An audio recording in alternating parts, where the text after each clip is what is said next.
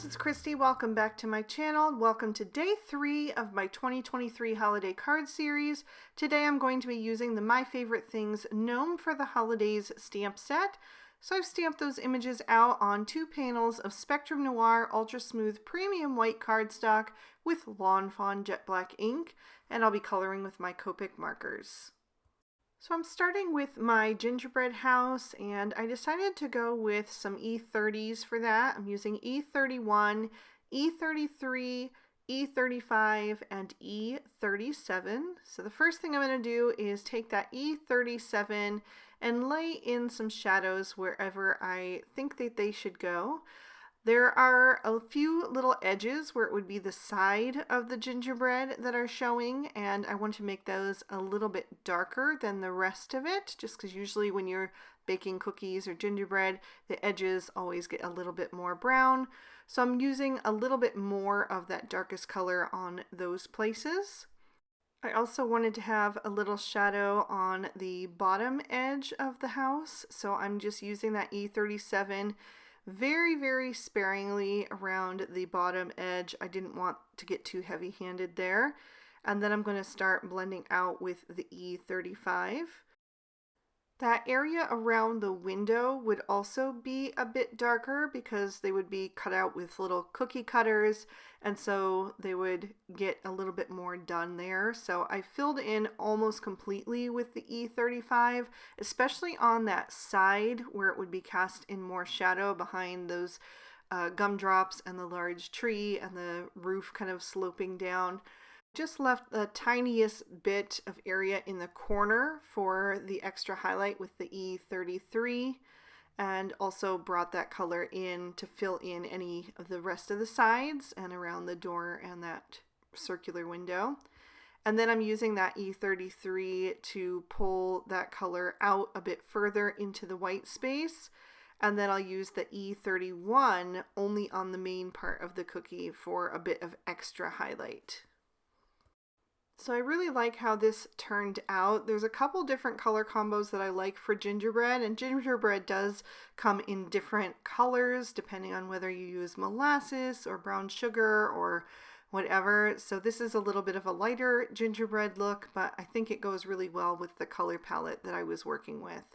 I'm also going to do the little chimney with these same shades, so that can be made of the gingerbread as well. I really love images like this because I'm a huge fan of those holiday baking shows like the Christmas Cookie Challenge and the Holiday Baking Championship. I love to watch those. My husband and I often will watch those together if we're going to watch TV.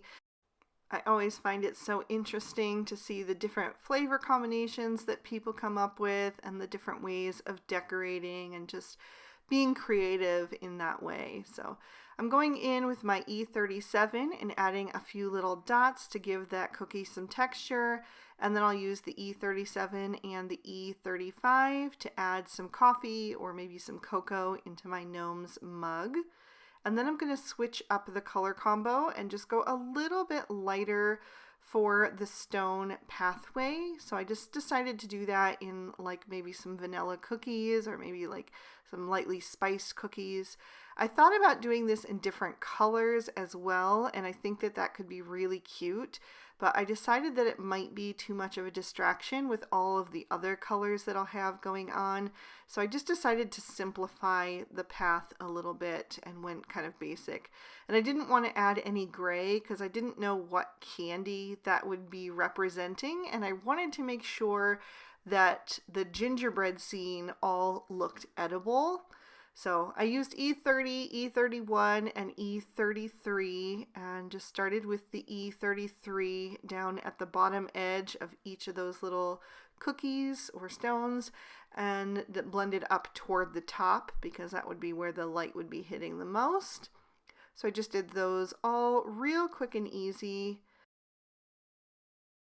And then I'm switching to some greens. I'm using G02, G03, and G07 for my tree, which I wanted to look like a green gumdrop.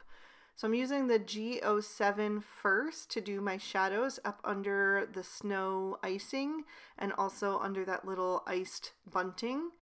And then I'm also going to do the little gumdrop on the left side of the house in the same green. So that could be maybe like a little bush. And then I'm going to blend that out with the G03, just scrubbing over the edge of that G07 and pulling that color out a bit. And then I blended that out with the G02 for the highlight. And if I could do this again, I think I would try to use the G00 instead of the G02. The G02 and the G03 didn't have enough contrast for me. So I did go back in with my G07 and try to add a little bit of extra darkness to beef up that contrast. And then I just left that. I didn't bother blending it out. And I'm also going to use these shades for one of my little gnome's hats, the one on the right. So I'm just following the artist drawn lines there and then kind of extending those lines a little bit farther to create some creases in the fabric. And then again, I'm going to blend out with the G03. And I'll use that G02. I decided to just commit to it since I had already used this combo, but if I were to color this again, I think I would switch to the G00 and just have that extra little bit of highlight, because it would have helped, especially the gumdrops, to look a little bit more transparent, but it's not terrible. So I did add a little extra G07 to this image as well, just so it would have the same amount of pop. Next, I'm going to do all of my snow or icing sugar, and I'm going to use BG000, BG10, and BG11. I'm starting with the BG11 and adding some shading with that, just deciding where I'm going to add that bit of contrast. Most of this is going to be left white so that it really has that bright white look to it, but you want to add a little bit of something in the shadows or it's just not going to pop and kind of lift off the page. So I'm going around and adding those shadows in to the edges of the snow wherever it's kind of like drooping down, or at the top ridge, or wherever there would be some shadows like underneath the gumdrops or the house, separating out the little ripples of snow and using those artist drawn lines as a guide. I also did want to have a little bit of darkness between those little cookie stones. So I'm just adding a touch here and there wherever I think it should go, not really being too finicky with it. Then I'll come in with that BG10 and just blend out the edge of the BG11, making sure to still stick to the edges because, like I said, I do want to leave a lot of this white, but I definitely want to have those nice deep shadows, and I want to have a nice transition from that aqua blue into the white. And once I'm done with that, I'll use the BG000, which is super pale, and just use the side of my marker to kind of flick in a little extra color to just smooth that transition like I mentioned. And then I'm going to darken up this combo by adding in the BG13, and I'll do the inside of the windows. I wasn't sure what to do for those because I didn't want to have yellow in my color palette, but I ended up going with turquoise because it is one of the dominant colors in the pattern paper that I will be using in just a little bit. I'm also going to bring in my second panel and do the other gnome's hat with this combo. I just wanted him to have something other than red because he's going to be holding that red and white striped candy cane. So I just wanted to spread the color around the scene by having him have a different colored hat. Plus, I just really wanted to have that turquoise in another spot on the card since it is such a dominant color in the pattern paper, and I only had it in those two small places on the gingerbread house itself. Next up, I'm going to add in some hot pink using RV11, RV13, and RV14, starting with the stripes on this little candy over to the right side of the house. And I'm also going to do the door in this combo. I typically will do the little doors on houses in either red or green or brown. And so I just wanted to do something different. So I thought I would do the hot pink. Why not? My RV13 has always been a little bit leaky, so I just pulled off the other cap to equalize the pressure in the barrel and continued coloring, and I never have a problem once I do that. So I just filled in those areas, and then I wanted to have that color again in one other place at least, so I decided to do the brim and pom-pom on the gnome with the turquoise hat, just to have a little bit of extra contrast and maybe a little bit of whimsy. So I'm using those shades once again and using that RV14 on the edges and then blending with the highlight in the center. Then I'm going to lighten up this combo by adding in the RV10 and took away the RV14. And I did the other stripes on my little candy, and I'm also going to do the frosting that is coming out of the chimney. I am going to end up changing the stripes. Well, I'm going to darken up the darker stripes because there wasn't enough contrast there for me at all on that little striped candy. It just didn't look right. So I grabbed my RV14 again and just went back and made that brighter so that you could see the difference between the two different pinks. And then I wanted to go even softer, so I took away the RV13 and added in the RV00, and I'm going to do the little cross of frosting over the window and also that extra piece of candy, and I'm going to do the bunting on the Christmas tree as well, although you'll see later on I'm going to end up changing some of this because I just decided that there wasn't enough of an impact in a couple of these little areas. I just wanted something a bit more bold, but we'll get to that.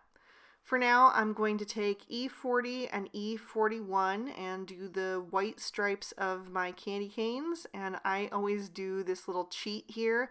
If you start with the white and do the entire candy cane, then when you do the red, you can just fill in every other stripe and the white is already shaded for you. And because the white is so light, it's very easy to cover up. So it's just way quicker to do it this way. I'm going to do the candy cane that is in the gnome's hand the same way. And then I'm also going to do the brim and the pom-pom for my penguin's hat and his little belly with this combo, because I was starting to realize that I still had a few things that I needed to color, but I didn't want to introduce too many more shades into my color palette, so I just decided to do those in the same tone. Next, I'm going to do my skin on my little gnomes, and I went with E00, E11, and E13. I'm going to use the E13 first for a little shading under the brims of their hats and on the right side of their noses and also on their hands.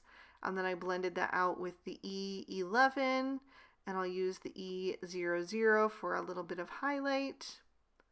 And then I decided to darken up this combo so I could do their shoes. So I'm going to bring in the E15 and add a good bit of that down at the bottom, and then I'll blend that out with the E13 and fill in with the E11. So that way it just separates it slightly from the combo that I used on the gingerbread, so it doesn't look like it's made of the same thing. For their beards, I'm going to use T0, T1, and T3. The T3 I'm going to be very sparing with because I only want a touch of that to create the contrast. So any place where there would be deep shadows, like up under their floppy hats, under the candy cane or the mug, and just at the bottom edges of their beard where it's kind of dragging down on the ground, under their noses, any place like that, I added just a touch of that darkest shade. And then I'm blending that out with the T1. And again, I'm sticking really close to the edges, just like I did with the snow, because I want to leave a lot of this just plain white. But I need to kind of transition into the white, so that's what I'll use the T0 for. and just flick that color out a bit, pull it into that white space, but still make sure that I'm maintaining that white cardstock so that it, still reads as white. And then I'm going to use the same combo for my penguin, but this time I'm going to be a lot more heavy-handed with that T3 because I want him to look gray and not white. And so I'm using the same method of adding the shadows under his floppy hat, under his beak, on the sides of his body, under his wings, and on the bottom edge of his wings, and then blending out with the T1 and filling in with the T00. For his little beak and feet, I didn't want to go too orange because I didn't think it would fit with the color palette. So I ended up going with YR01 and YR02, just very pale. And then I went back to my RV10 and RV11 to give my gnomes and my penguin some rosy cheeks. My last color combo is going to be red. I'm using R24, R29, and R39, and I'm going to do every other stripe on the candy cane. I like to start at the very tip of the curve and start red there and then just go down. So wherever the red ends, it ends, but I like to have the tip red for some reason. I don't know why, just to create extra contrast, I guess. But, it really doesn't matter. You could do it anyway. And I'm also going to do the little penguin's hat in red as well, just to have another pop of that, since it is such a vibrant and traditionally Christmas color. And I will give the gnome on the right a nice bright red Christmassy mug so that each of my little characters have a bit of that nice red pop. So I just used the R39 in the shadows around his hands and then blended in with the R29 and then used the R24 and also added a little rim to the back side. And then I'm going to switch back to my gingerbread house panel and do the other two candy canes just in the same way. And you can see how much longer it takes to do the stripes individually. That's why I really love that time-saving tip of doing the whites at the beginning all at once. And as you can see, the red just completely covers that up, so you can never even tell that I didn't color each of the white stripes individually. So I'm just going to finish up those, and that's when I decided that I wanted to change up some things on this little scene because there was only these two little areas of red, and I felt like the pinks were just a little bit too similar to be right up next to each other. So I'm going to color this first gumdrop on the right hand side in this red combo. I'm just coloring right over that pale pink, and again it's a deep enough color that you can't even tell that it was ever any different. And I'm going to do the same thing with the bunting on the Christmas tree, just to balance out the red and white candy canes on the left. Then we also have a nice pop of red on the right. Just felt like it made more sense. So I'm going to take a black Sakura Jelly Roll pen and get that started off to the side. And I'll go over the eyes of my penguin and my gnome that has his eyes open and trim these images out with their matching dies. So next I'm going to pull out some pattern papers from the die cuts with a view down the chimney 6x6 pad. So I'm going to pull out this really pretty delicate floral as my main print, and then I'm going to use the snowflake for my focal panel. I thought this candy cane stripe would be really pretty with that floral print. And then I also wanted to use this tiny scattered candy cane. I just thought that was a perfect match as well. So the snowflake, like I said, is going to be the focal panel, and then the other three are going to be what I'm going to layer on this scene. So I'm going to die cut all of these out. So for that focal panel, I used the largest of the small stitch rectangle stackables from Lawn Fawn. And then I also used a Lawn Fawn Simple Stitch Hillside border for some white cardstock, which is going to be my snow. I'm going to glue the snowflake print to another piece of white cardstock just to make that panel a little bit more stable, since I do want to pop that up on my card. And then before I add that snowdrift, I want to stamp my sentiment separately because I did use the scrap of the paper that had the hole in it because it was going to be covered up anyway. But I didn't want to stamp over that hole, so I'm going to do it separately by popping that in my MISTI. I'm stamping Sweet Holiday Greetings in some plastic flamingo ink, and I stamped that down a couple of times to make sure I had a nice bold impression. Then I can set that aside, and I'm going to stamp on the inside of my card base. I'm using Lawn Fawn Ballet Slippers cardstock, which I scored and folded to a standard A2 size card. So it's 4 1/4 tall by 5 1/2 wide. And I'm stamping Christmas Wishes and Candy Kisses, and then the other little gnome in this set that looks like he's waving. And I stamped that down a couple of times as well. Now I'm ready to start assembling. I trimmed the rest of my pattern paper out with the largest of the large stitch rectangle stackables from Lawn Fawn. And I'm going to start by adhering this really pretty floral to cover the entire card front. So I'm just squeezing the corners and making sure that everything lines up nice and straight on there. And then I'm going to take this candy cane stripe and add that down at the bottom. And I ran all of these through the die cutting machine with the same die so that the stitching detail around the edges is going to line up perfectly. Then I'll take that scattered candy cane print and run that down the center vertically. So it gives that nice pop of red to tie in to our images. Then I'll take that snowdrift and adhere that down at the bottom of that focal panel to cover up that little hole from the top of the pad of paper. That way I didn't have to waste any of that beautiful snowflake. And then I'm going to add some foam tape to the back of this so I can pop it up and give it some dimension. So I'm just peeling off those release papers, and then I'm going to line that up in the center of the card, just making sure I have the same amount of space on all 4 sides, and then I can press that into place and bring in my images. So I'm going to take that large gingerbread house first and just add some liquid glue all around the back of that using my Barely Art Precision Craft Glue. And then I'm going to add that over toward the left-hand side so that sentiment just fits perfectly right underneath the bottom edge.